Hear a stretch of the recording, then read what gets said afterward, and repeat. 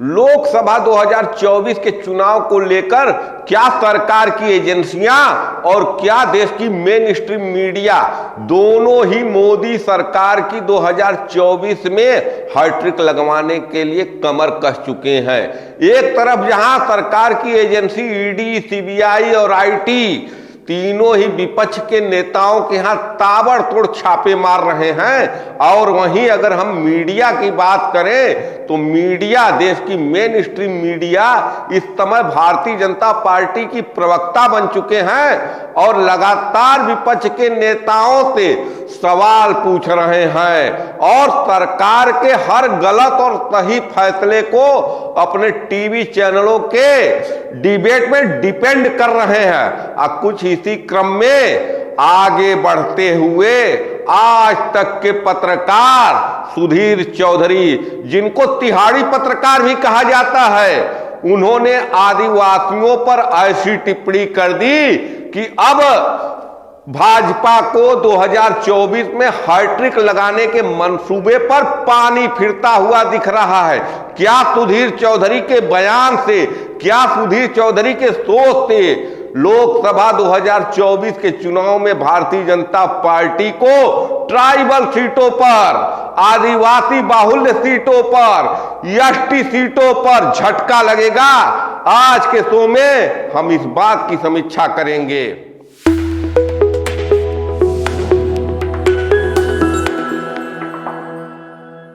नमस्कार, मैं पंकज कुमार सिंह और आप देख रहे हैं खबरों के खिलाड़ी। खबरों के खिलाड़ी के इस शो में मैं चर्चा करने जा रहा हूं देश के मेन स्ट्रीम मीडिया की, जो 2024 के चुनाव में भारतीय जनता पार्टी को जिताने के लिए कमर कस चुके हैं, लेकिन इनका ये दांव उल्टा पड़ रहा है। आपने सुधीर चौधरी को तो सुना होगा। सुधीर चौधरी जो कि आज तक के मेन एंकर है, उन्होंने जब हेमंत सोरेन की ईडी द्वारा गिरफ्तारी हो जाती है तो आदिवासियों पर कुछ ऐसी टिप्पणी कर दी कि भारतीय जनता पार्टी के सरकार को 2024 में खतरा हो गया है। भारतीय जनता पार्टी, वो भारतीय जनता पार्टी जो छत्तीसगढ़ में एक आदिवासी को मुख्यमंत्री पद सौंपती है, वो भारतीय जनता पार्टी जो एक आदिवासी को भारत के राष्ट्रपति के पद पर बैठाती है। कहीं ना कहीं मोदी सरकार का मंसूबा था कि 2024 में ट्राइबल वोटों को अपने पाले में कर 2024 का किला फतेह कर लिया जाए। लेकिन एक और आदिवासी मुख्यमंत्री हेमंत सोरेन, जो कि विपक्ष के इंडिया गठबंधन के नेता थे, उनको अपने पाले में लाने का तमाम प्रयास हुआ, लेकिन जब वो नहीं माने तो उनके ऊपर ईडी का शिकंजा कसा गया और उनको भ्रष्टाचार के आरोप में जेल में भेज दिया जाता है। इस बात पर पत्रकारिता करते हुए आज तक के एंकर सुधीर चौधरी ने कहा कि एक आदिवासी जो जंगल से निकल कर आया है, वो वापस जंगल में भेज दिया जाना चाहिए। एक आदिवासी कैसे चार्टर्ड प्लेन पर चल रहा है, एक आदिवासी कैसे मुख्यमंत्री पद की कुर्सी पर बैठ गया है। तमाम सवाल थे सुधीर चौधरी के, लेकिन उन सवालों का जवाब चंपई सोरेन के विश्वास मत के दौरान झारखंड के विधानसभा में आकर हेमंत सोरेन ने दे दिया। हेमंत सोरेन ने कह दिया कि हमको वहीं भेजा जा रहा है जहां से हम निकल कर आए हैं। आज सरकार और सरकार की मीडिया का स्पष्ट कहना है कि आदिवासियों का मूल जगह जंगल है, वो देश के मेन स्ट्रीम धारा में नहीं चल सकते हैं। हेमंत सोरेन ने कहा कि अगर हम उनके साथ बैठ जाते हैं तो उनके कपड़े मैले हो जाते हैं। सुधीर चौधरी ने जो आरोप लगाया था हेमंत सोरेन के ऊपर कि एक ट्राइबल, एक आदिवासी कैसे चार्टर प्लेन में चल सकता है, तो हेमंत सोरेन एक राज्य के मुख्यमंत्री हैं, क्या एक मुख्यमंत्री चार्टर प्लेन में नहीं चलेगा? क्या मोदी सरकार ने बेशक सपना दिखाया था कि हवाई चप्पल पहनने वाला भी व्यक्ति हवाई यात्रा करेगा, वो सपना अभी तक तो नहीं पूरा हुआ। लेकिन दिखाना क्या चाहते थे? मोदी को खुश करने के चक्कर में सुधीर चौधरी ने आज के तारीख में तमाम ट्राइबल को नाराज कर दिया है। और ट्राइबलों की ये नाराजगी कहीं न कहीं 47 सीटों पर भारी पड़ने जा रही है भारतीय जनता पार्टी के सरकार को 2024 में।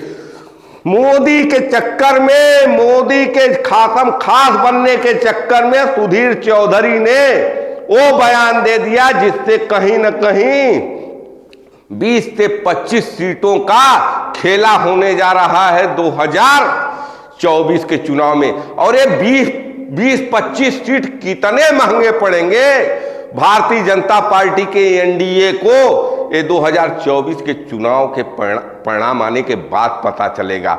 लेकिन आज की तारीख में कहीं न कहीं ईडी की कार्रवाई से जनता में रोष हो रहा है और TV media, main stream media के पत्रकारिता से जनता में उबाल आ रहा है।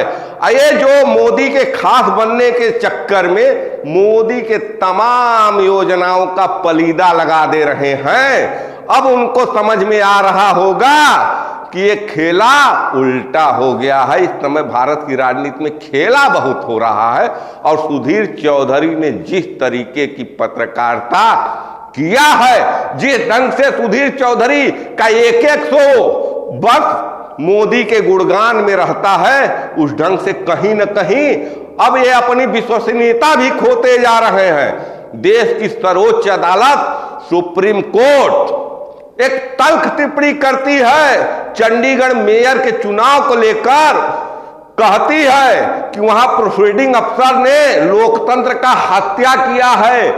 पूरे देश में बहस शुरू हो जाती है, तमाम लोग इस पर अपनी राय विचार देने लगते हैं, यहां तक कि देश की मेन स्ट्रीम मीडिया भी इस पर शोक करने लगती है। लेकिन आज तक का पत्रकार सुधीर चौधरी, जो कि आज तक में प्राइम टाइम लेकर आता है, उसके आज तक के प्राइम टाइम का शो था सुनो गौर से विपक्ष वालों। वो सरकार की प्रवक्ता बनकर टीवी चैनल पर विपक्ष को 2024 के लिए आईना दिखा रहा है कि मोदी जी अब की बार 400 के पार। बेशक मोदी जी अब की बार 400 के पार होंगे, क्योंकि जिस ढंग के लोकतंत्र में वोटों की लूट हो रही है, आपने कैमरे में देखा, पूरा देश देखा कि चंडीगढ़ मेयर के चुनाव में क्या हुआ। विपक्ष ईवीएम का रोना रो रही है, कह रही है कि बैलेट पेपर से चुनाव होना चाहिए। क्या बैलेट में लूट नहीं होती थी? और क्या बैलेट में लूट नहीं हो रही है? सवाल आज भी है। इन सब सवालों को उठाने की जिम्मेदारी किसकी है? बेशक इन सब बातों को उठाने की जिम्मेदारी देश के मेन स्ट्रीम टीवी मीडिया की है, जो कहीं ना कहीं आज के तारीख में सरकार की वंदना करते हुए एकदम पंगु हो चुके हैं। और कहीं ना कहीं इनके इस व्यवहार से भारत के आम जनमानस में एक उबाल देखने को मिल रहा है और इसका खामियाजा लोकसभा 2024 के चुनाव में कहीं मोदी सरकार को न भुगतना पड़ जाए। इन सब बातों पर हमारी नजर है और आपकी भी नजर रहेगी। आप इस बारे में क्या सोचते हैं? गोदी पत्रकारों के आज के पत्रकारिता के बारे में आप क्या सोचते हैं? आप अपने विचार कमेंट कर जरूर दिखाएं और हमारे चैनल को फेसबुक पर फॉलो करें, यूट्यूब पर सब्सक्राइब करें। देखते रहिए खबरों के खिलाड़ी। जय हिंद, जय भारत।